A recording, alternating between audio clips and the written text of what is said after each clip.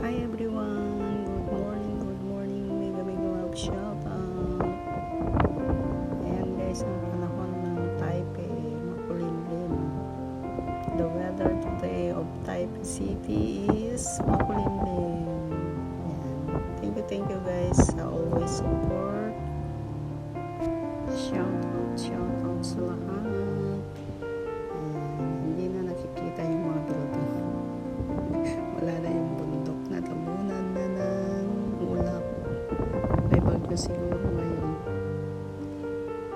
Salamat guys.